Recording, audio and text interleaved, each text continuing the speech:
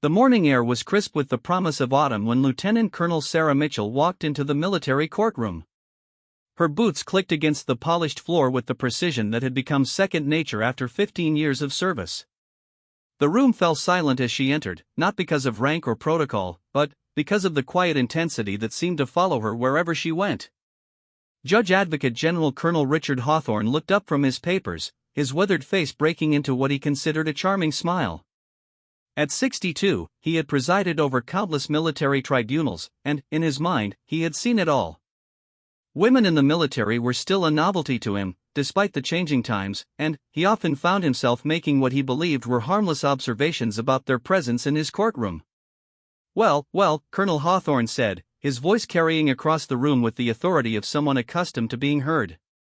"Lieutenant Colonel Mitchell, I see you're representing the defense today. Tell me, what's this call sign I keep hearing the enlisted men whisper about?" "Ruby Blade, isn't it?"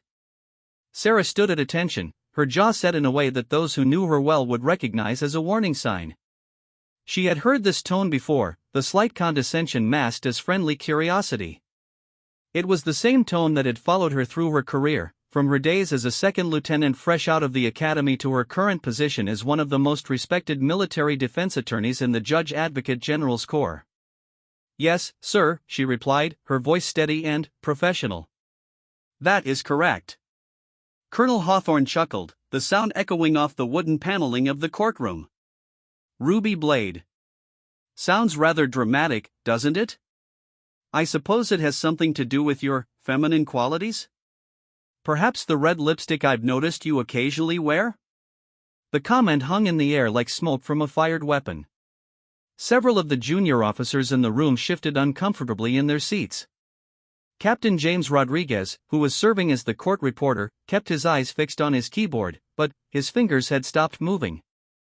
Even the bailiff, Sergeant Major Thompson, a man who had served through 3 tours of duty and had seen enough to fill several lifetimes, felt the temperature in the room seem to drop several degrees.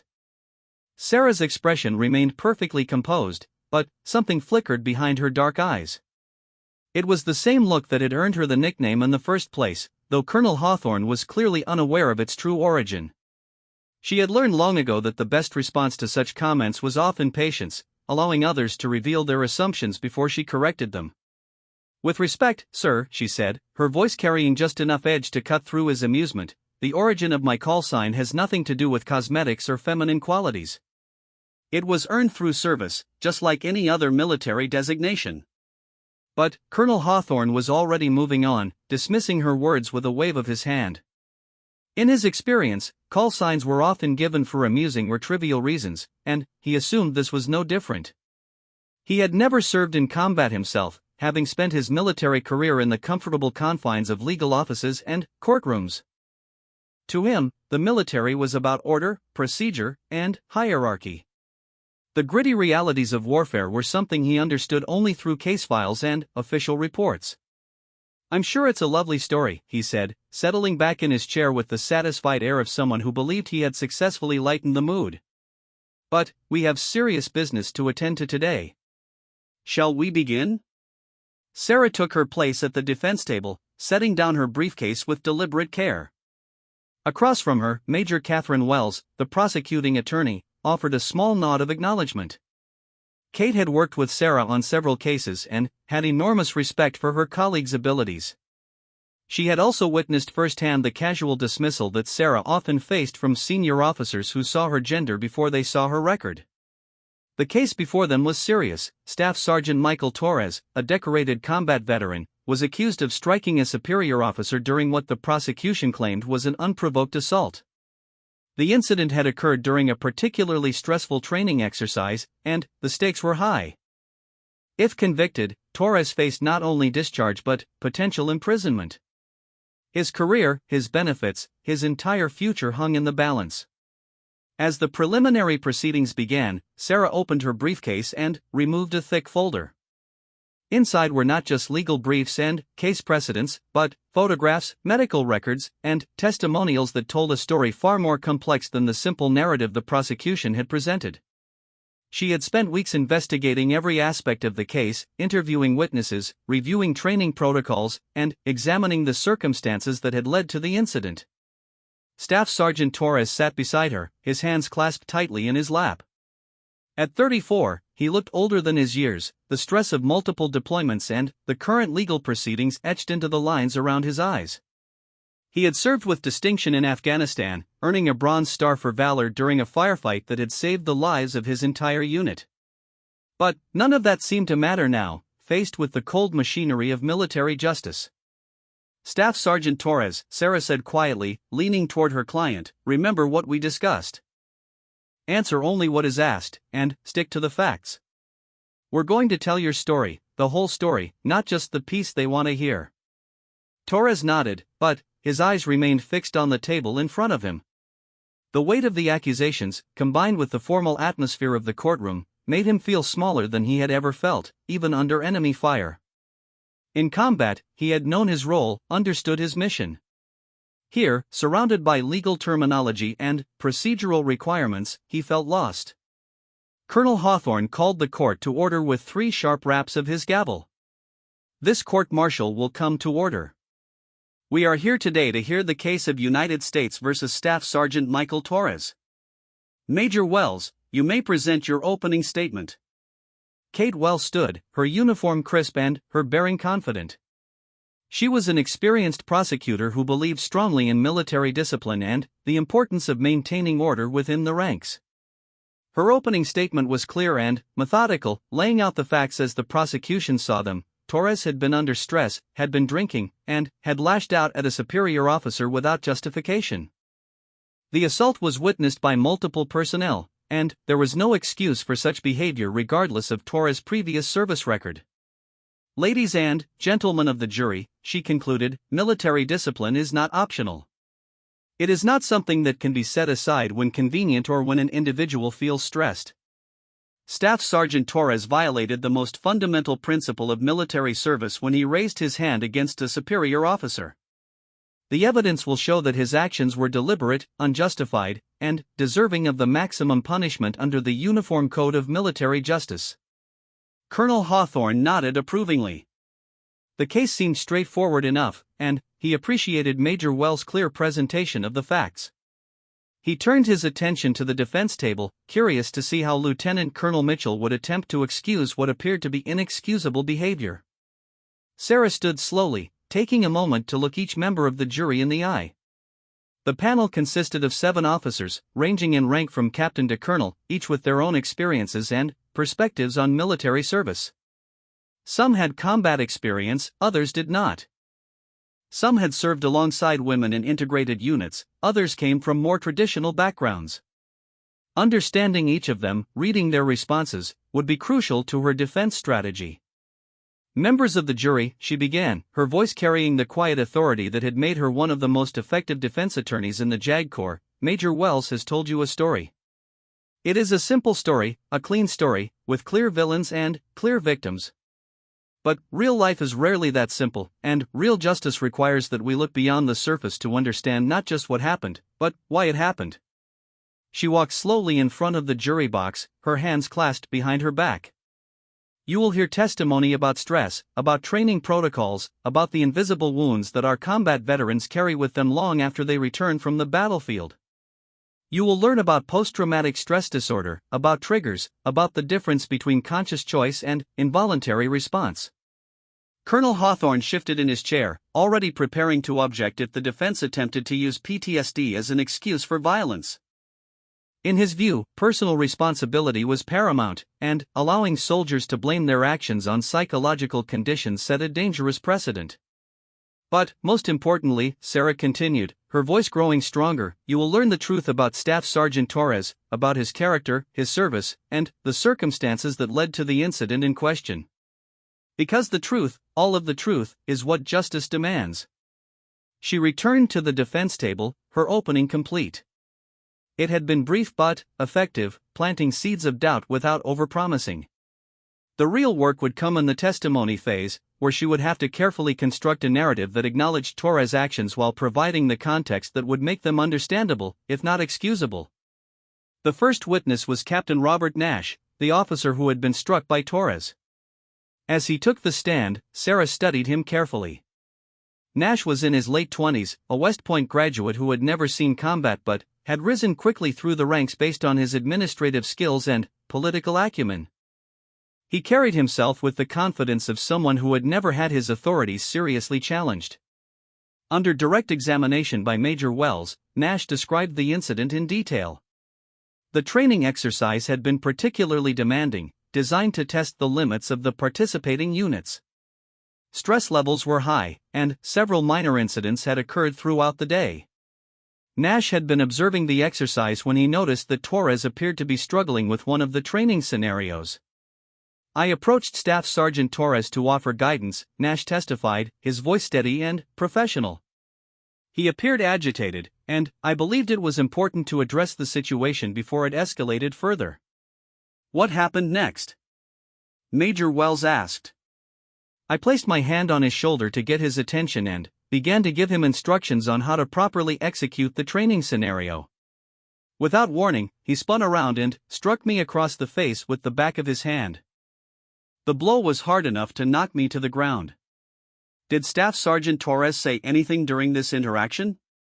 "He shouted something about not being touched, but his words were largely incoherent. He seemed to be in a state of panic or rage." Nash's testimony continued for another 30 minutes, covering the immediate aftermath of the incident and his observations about Torres' behavior. His account was consistent and damaging, painting a picture of an unstable soldier who had lashed out without provocation. When it came time for cross-examination, Sarah approached the witness stand with a measured pace. She had spent hours reviewing Nash's background, his training records, and his previous interactions with combat veterans. What she had found was troubling but not surprising. "Captain Nash," she began, "you mentioned that you placed your hand on Staff Sergeant Torres' shoulder. Is that correct?" "Yes, that's correct." "During your training at West Point, did you receive instruction on working with combat veterans who might be suffering from post-traumatic stress disorder?" Major Wells started to object, but Colonel Hawthorne waved her down, curious to see where this line of questioning was heading. "I received some general briefings," Nash admitted, "but nothing extensive." "Were you aware that sudden physical contact, particularly from behind or from someone approaching without warning, can be a trigger for individuals suffering from PTSD?" "I had heard something to that effect, yes." "And yet you chose to approach Staff Sergeant Torres from behind during a high-stress training exercise and place your hands on him without warning?" Nash's confidence faltered slightly. "I was trying to help him with the exercise." "I didn't think you didn't think," Sarah repeated, allowing the words to hang in the air. "Captain Nash, how many combat deployments have you completed?" "I haven't deployed to a combat zone." "How many soldiers under your command have suffered from PTSD?" "I'm not sure of the exact number." "Have you ever been responsible for implementing PTSD awareness protocols in your unit?" "No." Sarah moved closer to the witness stand, her expression serious but not aggressive. "Captain Nash, in your training and experience, what is the proper protocol for approaching a soldier who may be experiencing a stress reaction during a training exercise?" Nash hesitated, realizing that his actions might not have followed established procedures. I was focused on the immediate situation. I wanted to help." "But you didn't follow established protocols for dealing with potentially traumatized soldiers, did you?" "I was trying to maintain order and discipline." Sarah nodded, making note of his answer. "We'll return to that in a moment. Captain Nash, can you describe Staff Sergeant Torres' military record prior to this incident?" Major Wells objected, arguing that Torres' past service record was not relevant to the assault charges, but Colonel Hawthorne overruled her. He was beginning to see that this case might be more complex than he had initially assumed. "Staff Sergeant Torres has an exemplary record," Nash admitted. "He's received several commendations for valor and has never had any disciplinary issues prior to this incident." "So this behavior was completely out of character for him?" "Yes." "And you were aware of his combat history when you approached him?" "I knew he had deployed multiple times, yes." Sarah returned to the defense table and picked up a thick folder. Captain Nash, I'm going to show you a series of photographs. These are from Staff Sergeant Torres' medical records, taken after his last deployment to Afghanistan. I want you to look at them carefully. The photographs showed Torres in a field hospital, his uniform torn and bloodstained, his eyes vacant and staring. There were visible injuries, but more disturbing was the expression of someone who had seen too much and carried too much. These photographs were taken after the firefight in which Staff Sergeant Torres earned his Bronze Star, Sarah explained. The after-action report indicates that his unit came under sustained enemy fire for over 6 hours. During that time, he repeatedly exposed himself to enemy fire to rescue wounded comrades. By the end of the engagement, he had personally saved the lives of 4 soldiers. Nash studied the photographs, his expression growing troubled.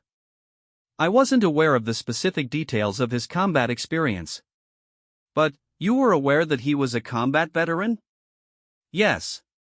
And, despite that knowledge, you approached him from behind during a high-stress situation and made sudden physical contact? I was trying to help, Nash repeated, but his voice lacked conviction. Sarah collected the photographs and returned them to the folder. Captain Nash, during your testimony, you mentioned that Staff Sergeant Torres shouted about not being touched. Do you remember his exact words? Nash thought for a moment. He said something like "Don't touch me" or "Get your hands off me." It was hard to understand because he was clearly agitated. Did it occur to you that his reaction might have been involuntary? That he might have been experiencing a flashback or stress response rather than making a conscious decision to assault you? I don't know. I'm not a medical professional. But, as an officer responsible for the welfare of the soldiers under your command, wouldn't you agree that it's important to understand the signs and symptoms of combat-related stress disorders? Major Wells objected again, arguing that the line of questioning was becoming argumentative, but Sarah had made her point. The jury was beginning to see that the incident might not have been the simple assault that the prosecution had portrayed. The testimony continued for several more hours, with Sarah methodically establishing that Nash had approached Torres in a way that violated established protocols for dealing with potentially traumatized soldiers. She also revealed that Nash had received multiple complaints from combat veterans in his unit about his lack of understanding of their unique needs and experiences. By the time Nash stepped down from the witness stand, the simple narrative of an unprovoked assault had become significantly more complex. The jury was beginning to understand that while Torres' actions were inexcusable, they might have been preventable if proper protocols had been followed. Colonel Hawthorne called for a brief recess, and, as the courtroom emptied, he found himself reconsidering his initial impression of the case. Lieutenant Colonel Mitchell had been methodical and professional in her cross-examination, revealing layers of complexity that he had not anticipated. Her nickname, Ruby Blade, was beginning to make more sense. She cut through assumptions and surface impressions to reveal the truth beneath, and she did it with a precision that was both impressive and slightly uncomfortable. During the recess, Sarah conferred with Torres, who seemed more hopeful than he had been since the proceedings began. For the first time, someone was telling his story, the complete story, not just the piece that fit a convenient narrative. "How are you holding up?" she asked him. "Better," he admitted. "I'd been so worried that no one would understand what really happened." "The jury is starting to understand," Sarah assured him. "But we still have a long way to go. The prosecution has more witnesses, and they're going to try to refocus attention on your actions rather than the circumstances that led to them." Torres nodded, understanding that the battle was far from over. But, for the first time since the incident occurred, he felt like someone was fighting for him, someone who understood that the truth was more complicated than a simple charge sheet could convey. As the court reconvened, Colonel Hawthorne looked down at Lieutenant Colonel Mitchell with new interest. Her opening moves had been impressive, and he was beginning to suspect that his casual assumption about her nickname might have been premature. There was a sharpness to her legal mind that he had not expected, and a depth of preparation that spoke to serious professional competence. The prosecution called their next witness, and the battle for Staff Sergeant Torres' future continued. But the dynamics in the courtroom had shifted, and everyone present could sense that this case would not be the straightforward proceeding that many had anticipated. Sarah felt the familiar surge of adrenaline that came with the challenge of a difficult case. This was why she had chosen military law, why she had dedicated her career to defending soldiers who found themselves caught between the demands of service and the realities of human nature. Every case was a battle, not just for her client, but for the principles of justice and understanding that she believed were essential to a fair legal system. The afternoon would bring more witnesses, more testimony, and more opportunities to reveal the truth that lay beneath the surface of a seemingly simple assault case. And, with each question, each objection, each carefully constructed argument, Lieutenant Colonel Sarah Ruby Blade Mitchell would continue to demonstrate exactly how she had earned her nickname, and why those who underestimated her did so at their own peril. The afternoon session brought with it a different energy. Word had spread through the base about the morning's proceedings, and the gallery was fuller than it had been earlier. Among those present were several of Torres' former unit members, their faces grim with concern for their battle-tested sergeant. Colonel Hawthorne noticed the increased attention and felt a slight twinge of unease, though he couldn't quite pinpoint why. The prosecution's second witness was Dr. Emily Richardson, a military psychologist who had evaluated Torres following the incident. Major Wells intended to use her testimony to establish that while Torres might have been stressed, his actions were still conscious and deliberate rather than the involuntary response that the defense was suggesting. Dr. Richardson was an impressive witness, with over 20 years of experience in military psychology and a long list of publications on combat stress and PTSD. She testified that while Torres did show signs of stress-related disorders, he was not suffering from such severe symptoms that he would have been incapable of controlling his actions. In my professional opinion, she stated confidently, Staff Sergeant Torres was aware of his surroundings and capable of making conscious decisions at the time of the incident. While he may have been experiencing elevated stress levels, this does not excuse or explain his decision to strike a superior officer. Major Wells smiled slightly, satisfied with the testimony. Dr. Richardson, in your experience, do soldiers suffering from PTSD typically lose all control of their actions? No, absolutely not. PTSD is a serious condition, but the vast majority of individuals suffering from it remain in control of their behavior. They may experience heightened emotional responses, but they retain the ability to choose how to act on those responses. Sarah listened carefully, taking detailed notes. She had anticipated this line of attack and had spent considerable time preparing for it. When her turn came for cross-examination, she approached the witness stand with a folder containing Dr. Richardson's own published research. Dr. Richardson, thank you for your time today. I'd like to ask you about some of your own research on combat stress reactions. You've published extensively on the subject, haven't you? Yes, I have.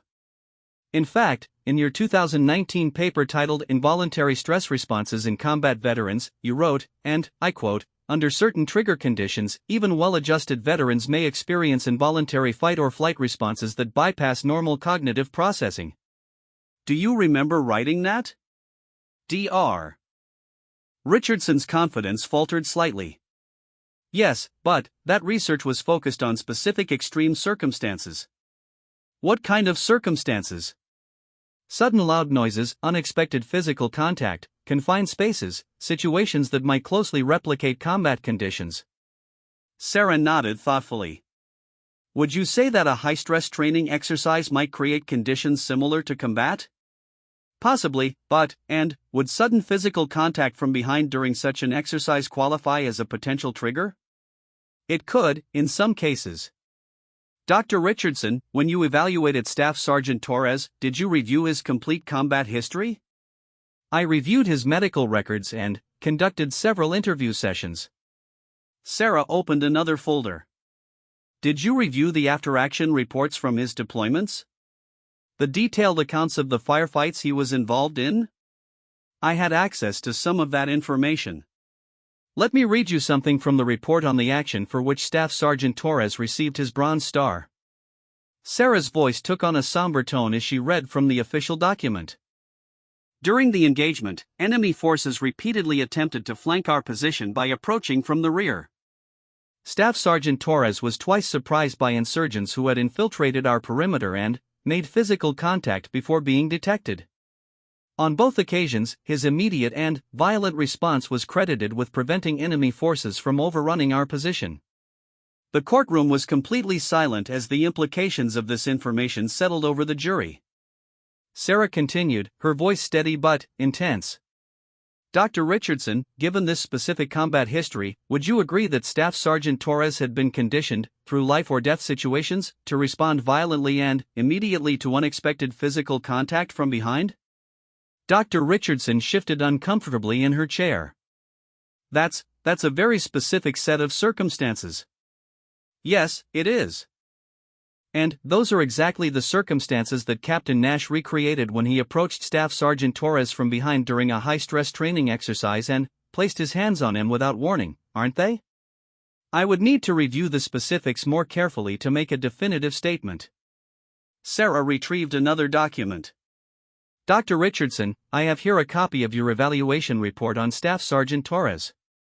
In it, you note that he scored extremely high on hypervigilance assessments and showed classic signs of exaggerated startle response.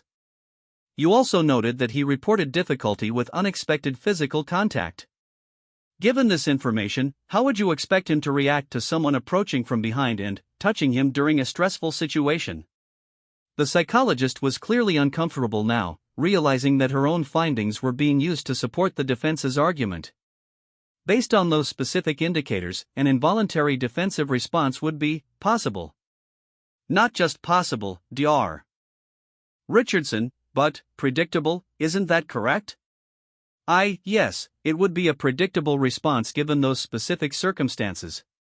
Colonel Hawthorne watched this exchange with growing interest. Lieutenant Colonel Mitchell was systematically dismantling the prosecution's expert witness using the witness's own research and findings. It was a masterful display of legal technique, and he found himself grudgingly impressed despite his earlier dismissive attitude. The cross-examination continued for another hour, with Sarah methodically establishing that Torres' response, while regrettable, was exactly what any competent mental health professional would have predicted given his combat history and the specific circumstances of the incident. By the time Dr. Richardson left the stand, the prosecution's argument that Torres had made a conscious choice to assault Captain Nash was significantly weakened.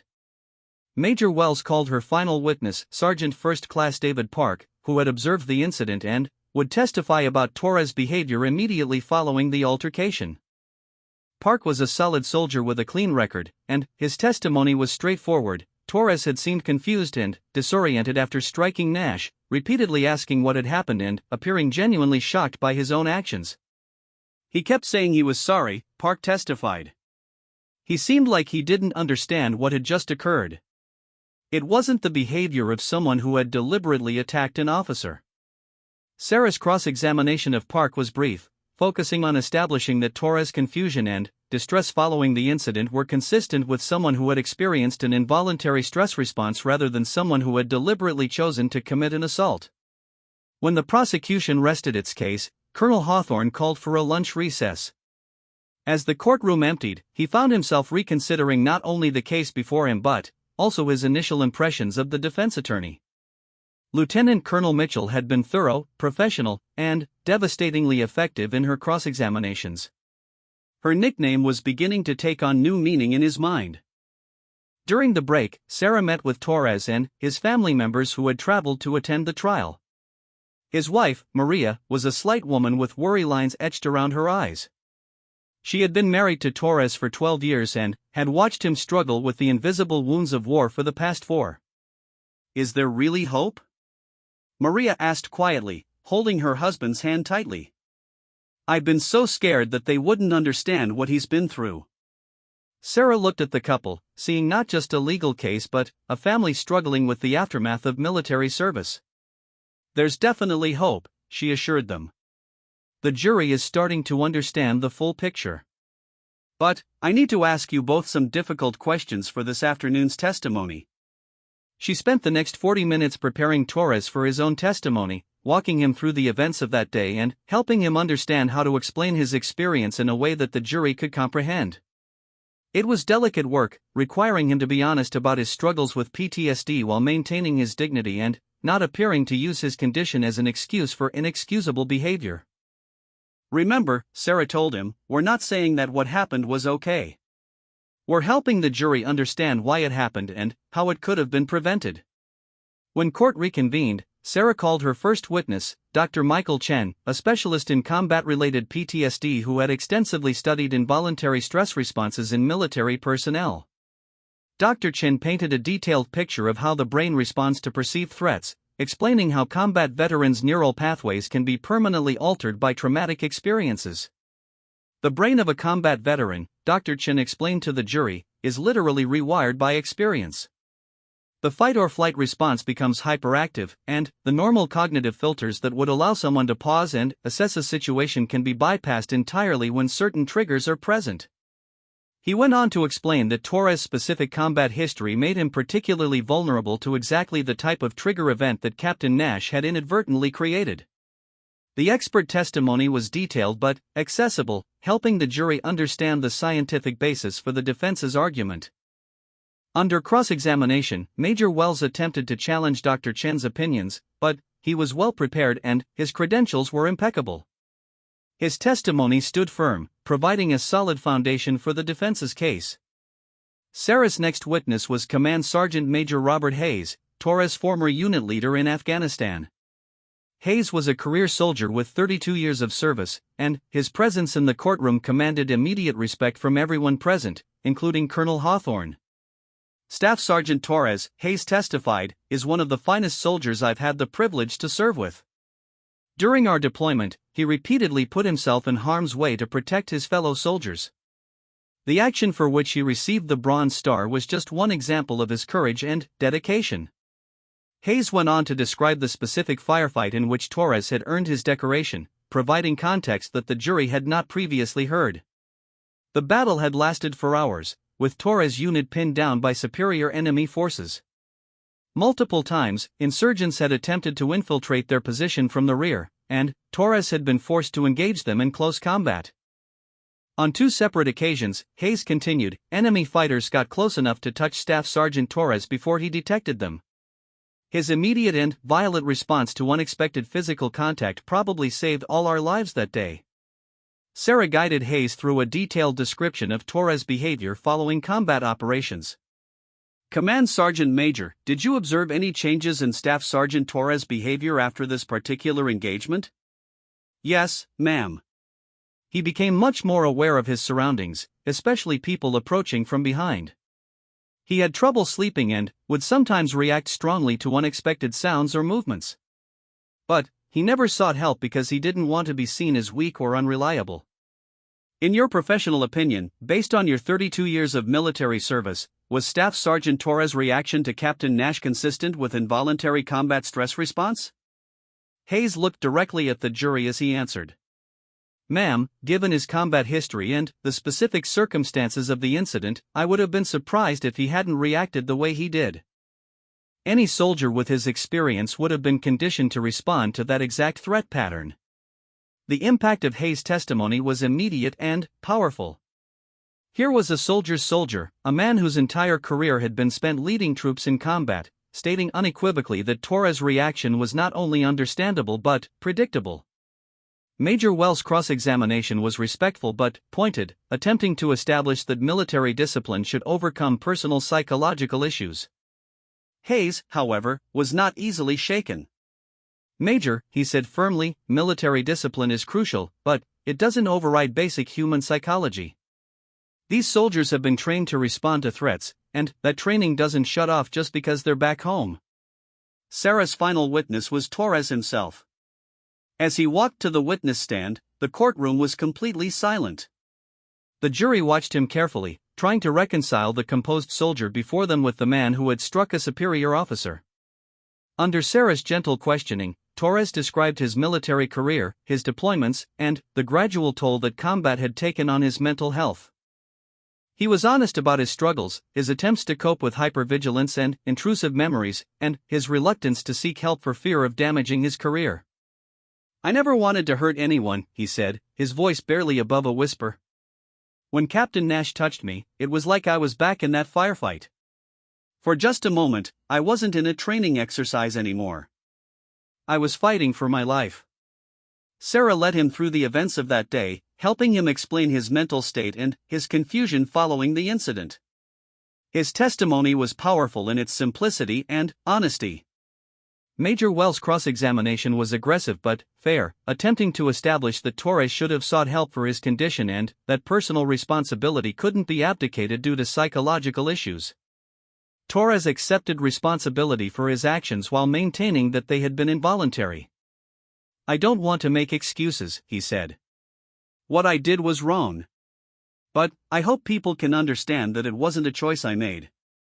It was something that happened to me." When Torres stepped down from the witness stand, Sarah felt cautiously optimistic. She had presented a comprehensive case that explained not only what had happened but why it had happened.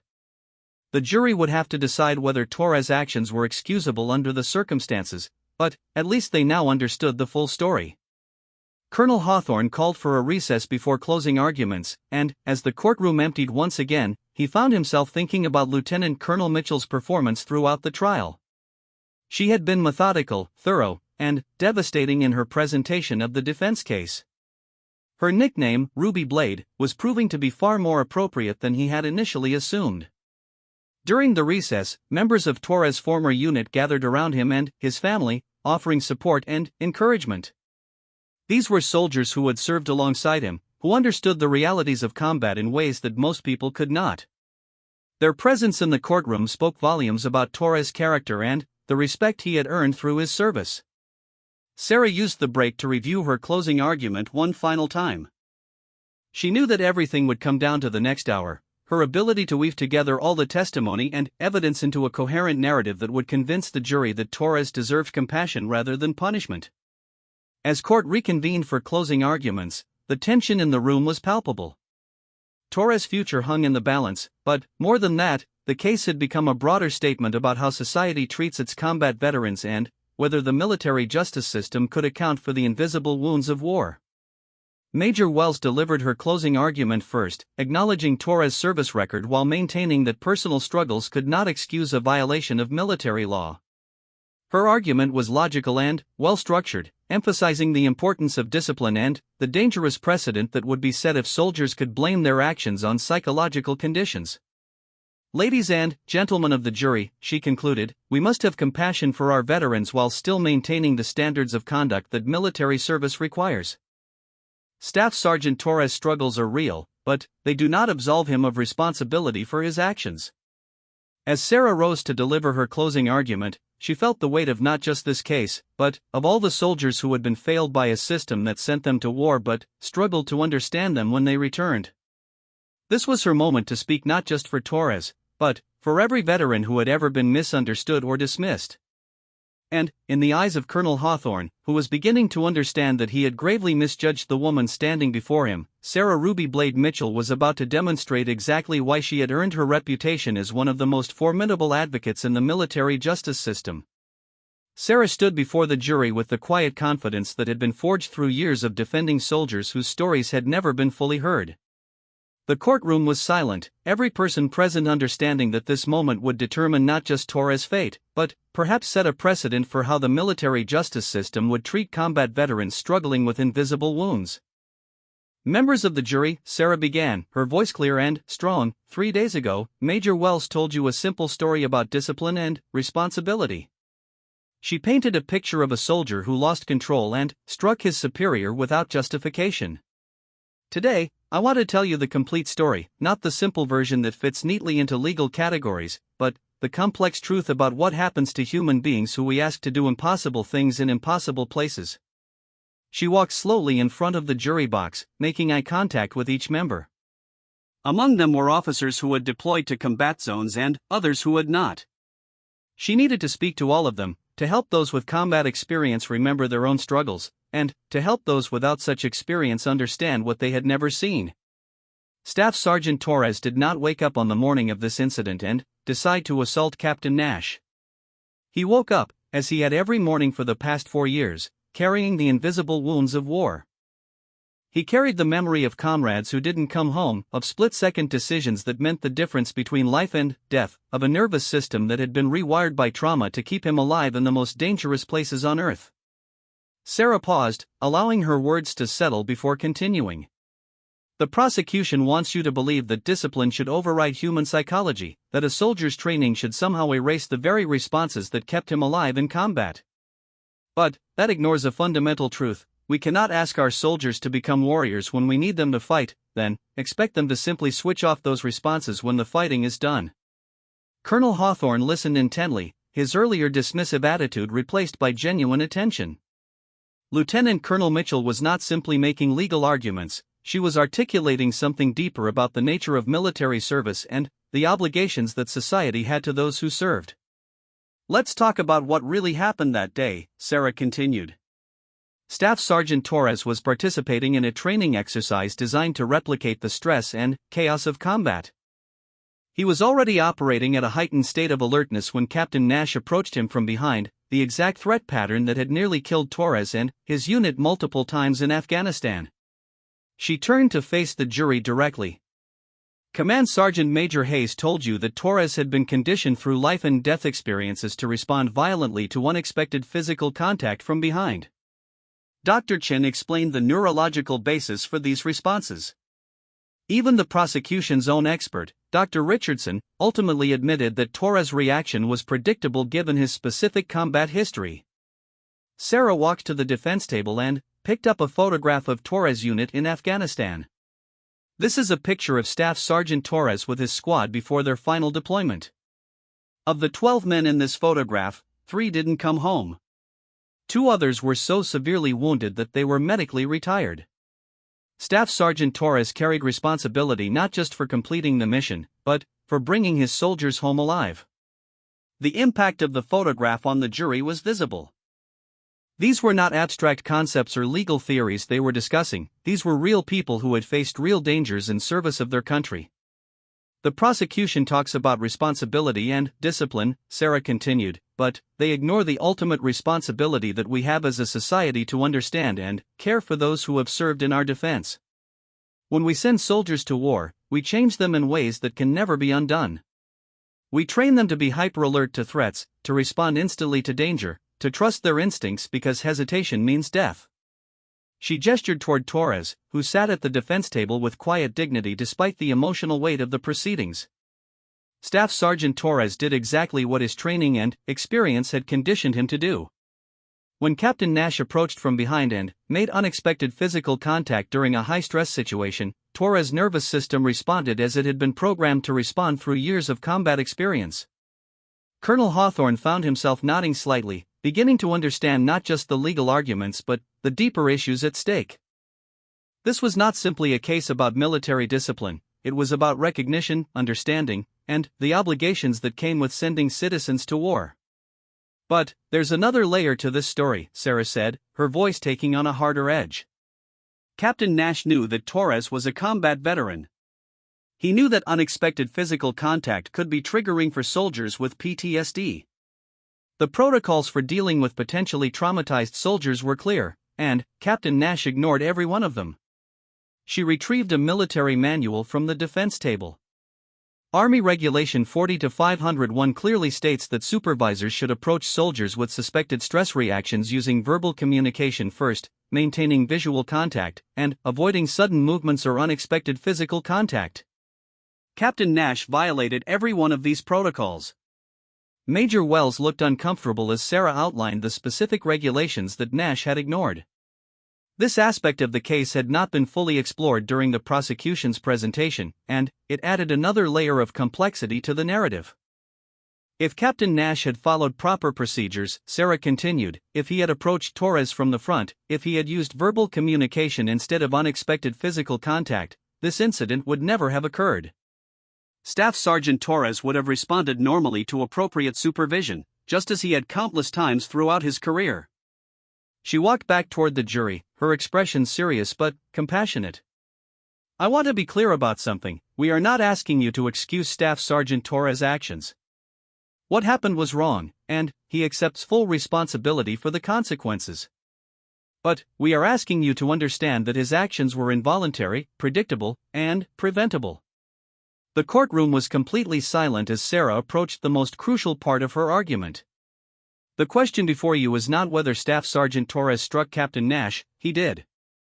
The question is whether a soldier who has faithfully served his country for 15 years, who has repeatedly risked his life to protect others, who has earned the respect and admiration of everyone who has served with him, should be destroyed by a system that fails to understand the very wounds that his service has created.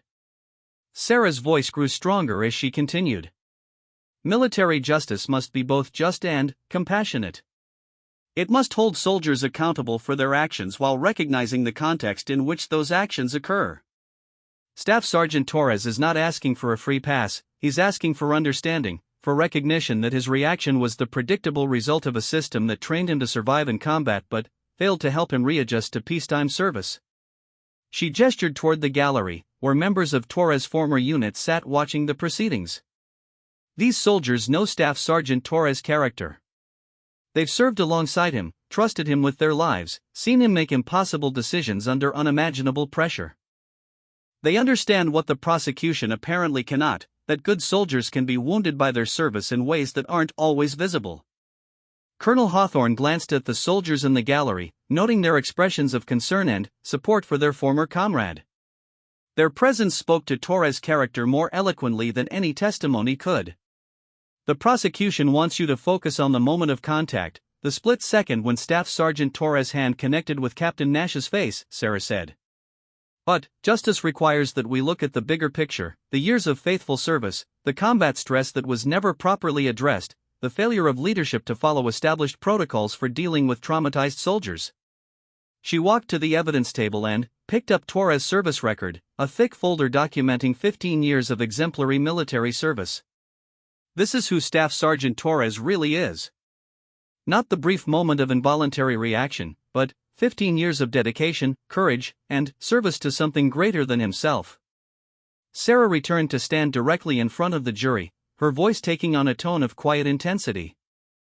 Members of the jury, you have the power to send a message today, not just about this case, but about how we as a military and as a society treat our combat veterans. You can choose to see only the moment of crisis, or you can choose to see the complete picture of a soldier who gave everything in service to his country and deserves our understanding rather than our condemnation. She paused, allowing the weight of that responsibility to settle over the jury. Staff Sergeant Torres made a mistake, but it was a mistake born of service, sacrifice, and wounds that were inflicted in defense of our nation. He deserves accountability, but he also deserves compassion. He deserves consequences, but he also deserves understanding.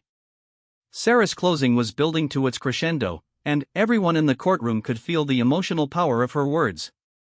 The evidence has shown you that Torres' reaction was involuntary, that it was predictable given his combat history, and that it was preventable if proper protocols had been followed. The evidence has shown you that he is a soldier of exceptional character who has served with distinction for 15 years. She walked back toward Torres, placing her hand briefly on his shoulder, a gesture that was not lost on anyone present, given the circumstances of the case. Don't let one moment of involuntary reaction erase 15 years of faithful service.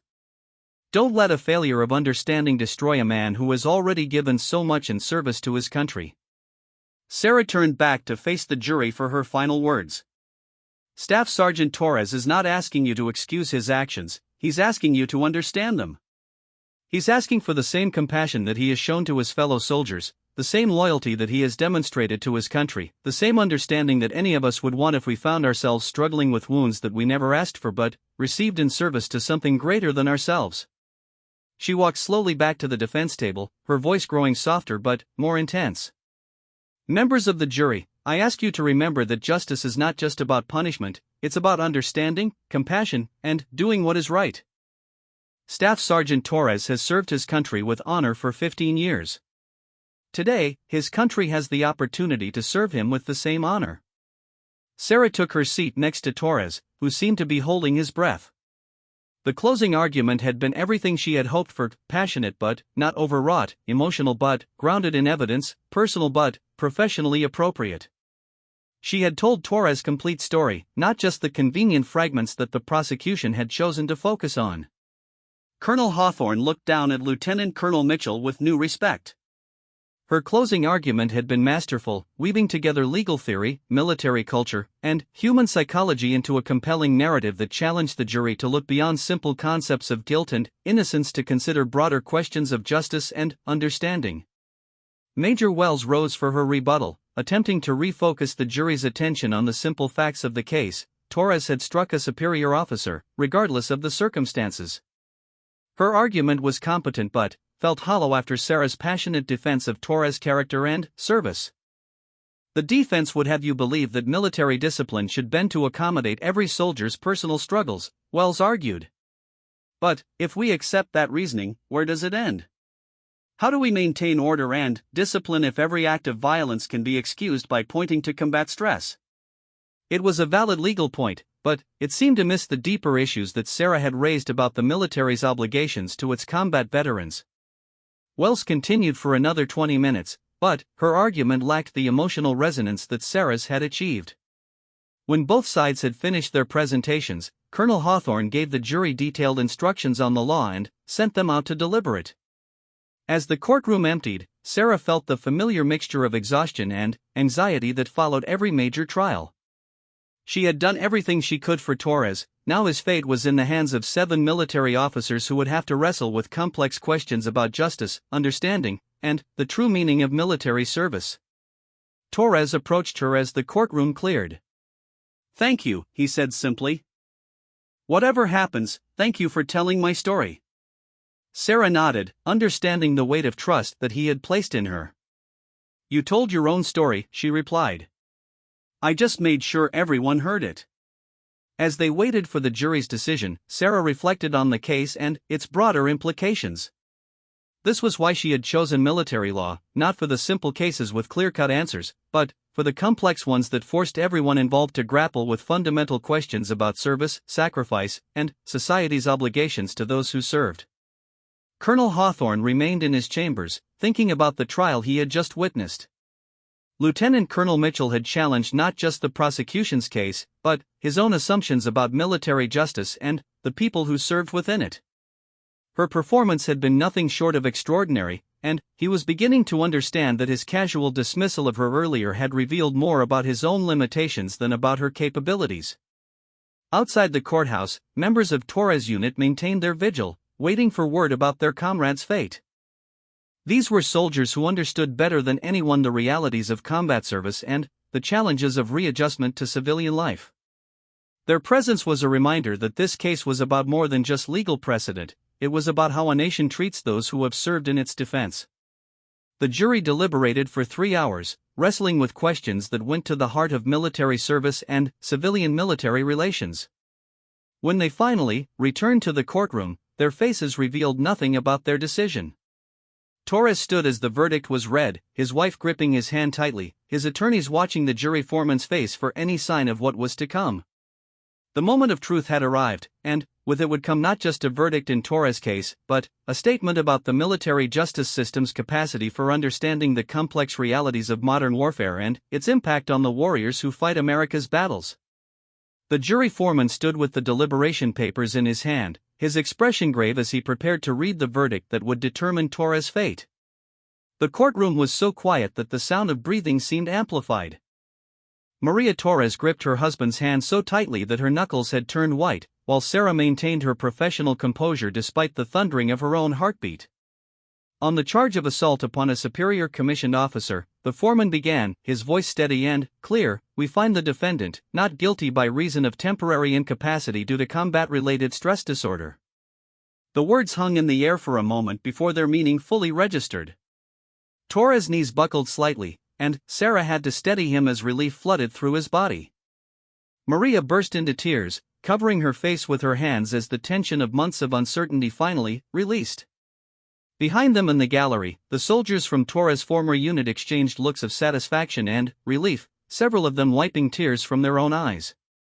Colonel Hawthorne's expression was unreadable as he processed the verdict. This was not the simple resolution he had anticipated when the trial began. The jury had essentially accepted the defense's argument that Torres' actions, while technically constituting assault, were involuntary and did not represent criminal intent. It was a nuanced verdict that reflected the complex realities of the case. However, the foreman continued, the jury recommends that Staff Sergeant Torres receive mandatory counseling and treatment for combat-related stress disorders, and that he not be placed in situations involving high-stress training exercises without proper psychological evaluation and clearance. Sarah nodded approvingly. The jury had found a way to balance accountability with compassion, recognizing that while Torres' actions were understandable, steps needed to be taken to prevent similar incidents in the future. Colonel Hawthorne accepted the verdict and dismissed the jury with thanks for their service. As the formal proceedings concluded, he found himself looking down at Lieutenant Colonel Mitchell with newfound respect and, if he was honest with himself, a degree of humility that he had not felt in many years. "Counselors," he said formally, approached the bench. Sarah and Major Wells walked forward, both uncertain what the judge might say in the aftermath of such an emotionally charged trial. Colonel Hawthorne looked directly at Sarah, his earlier casual demeanor completely gone. "Lieutenant Colonel Mitchell, I owe you an apology. When this trial began, I made assumptions about you and your capabilities that were both unprofessional and unfounded. Your performance throughout this trial has been exemplary, and your closing argument was one of the finest I've heard in 30 years of military service." Sarah was momentarily taken aback by the directness of his apology. "Thank you, sir. I was simply doing my job." "No," Hawthorne said firmly. "You were doing far more than your job. You were fighting for justice, for understanding, and for values that are essential to both military service and human decency." He paused, looking somewhat uncomfortable with what he was about to say next. "Earlier, I made a joke about your call sign, suggesting it might have something to do with feminine qualities or cosmetics. I realize now that I was not only wrong but insulting. Would you be willing to tell me how you actually earned the name Ruby Blade?" Sarah glanced at Major Wells, who nodded encouragingly, clearly curious about the story herself. "Sir, it happened during my second deployment to Iraq, when I was still a captain. I was serving as a defense attorney for soldiers accused of various offenses, just as I do now." She looked out at the gallery where Torres was being congratulated by his former comrades. There was a case involving a young soldier, Private Marcus Johnson, who was accused of cowardice under fire. The evidence seemed overwhelming. Multiple witnesses had testified that he had abandoned his post during a firefight, potentially endangering his entire unit. Colonel Hawthorne listened intently, beginning to understand that this story would reveal something important about the woman standing before him. The prosecution was seeking a dishonorable discharge and significant jail time. Private Johnson was 19 years old, from a small town in Alabama, and, if convicted, his life would have been effectively over before it really began. Everyone, including his own family, believed he was guilty. Sarah's voice took on the same quiet intensity that had characterized her closing argument. "But something about the case bothered me. The timeline didn't quite add up, and Private Johnson's account of events, while seemingly implausible, was detailed and consistent. So I decided to investigate further." "What did you find?" Hawthorne asked, genuinely curious now. "I discovered that Private Johnson hadn't abandoned his post at all. He had been sent on a reconnaissance mission by his squad leader, but the squad leader had been killed in the initial exchange of fire, and no one else knew about the mission. Johnson had spent 4 hours behind enemy lines, gathering intelligence about insurgent positions and movements." Major Wells shook her head in amazement. "How did you prove it?" "I found the body of the squad leader and recovered his personal effects, including a notebook where he had written down the reconnaissance orders. I also tracked down an insurgent who had been captured later and was willing to testify about Johnson's presence behind their lines. It took weeks of investigation, including several trips into dangerous areas to gather evidence." Colonel Hawthorne was beginning to understand. "And the Ruby Blade?" Sarah smiled slightly. "During one of those evidence-gathering missions, our convoy was attacked. I was traveling with a unit that included several enlisted men who had initially testified against Private Johnson. During the firefight, I used a bayonet with a ruby red handle, a family heirloom that belonged to my grandfather from World War II, to defend our position when my rifle jammed." She paused, remembering. The soldiers who witnessed it started calling me Ruby Blade, not because of any feminine qualities, but because I had literally fought alongside them while defending a soldier they had initially wanted to see convicted. The name spread because it represented someone who would cut through lies and assumptions to find the truth, regardless of the personal cost. The silence in the courtroom was complete as the full meaning of the story settled over everyone present. Colonel Hawthorne felt a deep sense of shame about his earlier assumptions, but also a growing admiration for the woman standing before him. "What happened to Private Johnson?" he asked. "All charges were dropped, and he went on to serve with distinction for another 6 years. He earned 2 Purple Hearts and a Bronze Star before leaving the military to become a police officer. Last I heard, he was running for sheriff in his hometown." Colonel Hawthorne nodded slowly, understanding now not just the origin of her nickname but the principles that had driven her throughout her career. "Lieutenant Colonel Mitchell, I want to thank you for sharing that story, and I want to apologize again for my earlier comments. You have reminded me of something important about military service and about justice." He turned to address both attorneys. "This trial has been a learning experience for all of us. It has challenged assumptions and forced us to grapple with complex questions about how we treat our combat veterans.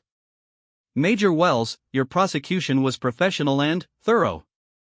Lieutenant Colonel Mitchell, your defense was extraordinary. Both of you have served the cause of justice today." As the formal proceedings concluded, Sarah gathered her materials and prepared to leave the courtroom. Torres approached her one final time, his wife and children beside him. "I don't know how to thank you," he said, his voice thick with emotion. "You saved my life, my family, my future." Sarah looked at Torres and his family, seeing not just a successful case but a reminder of why she had chosen this path. "You saved yourself by having the courage to tell your story honestly.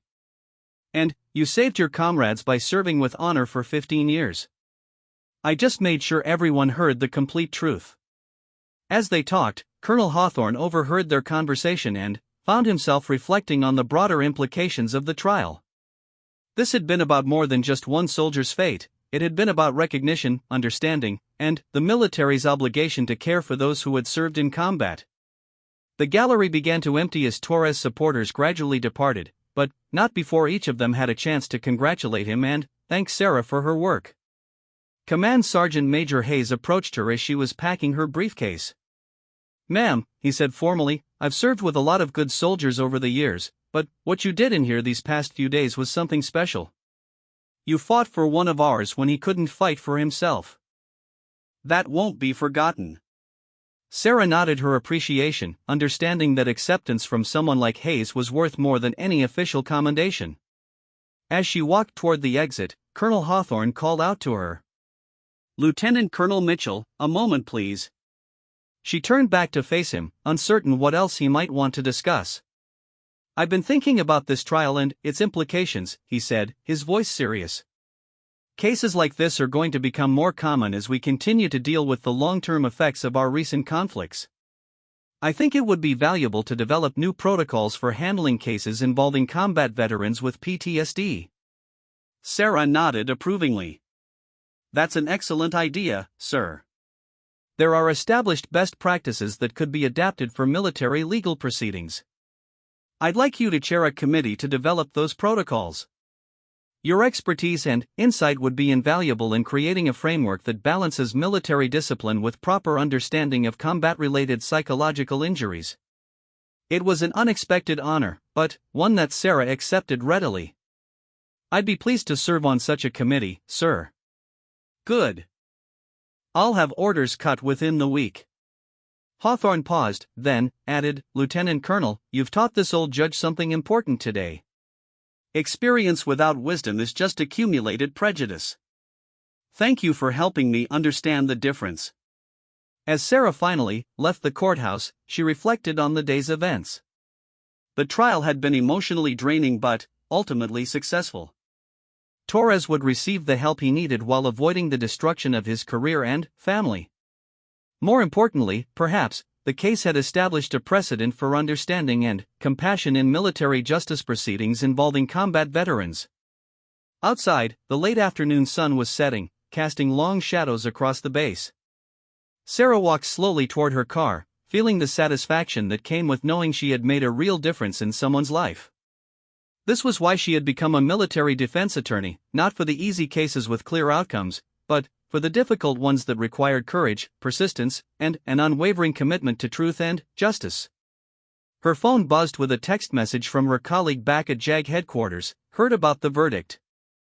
Knew Ruby Blade would cut through to the truth. Proud to serve with you.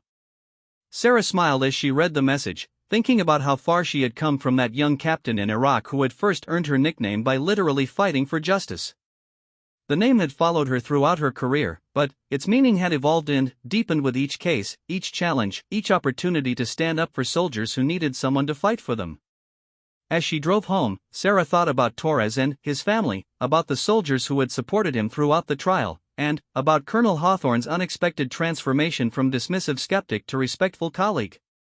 Change was possible, understanding could be achieved, and justice could be served when people were willing to look beyond surface assumptions to find the truth beneath.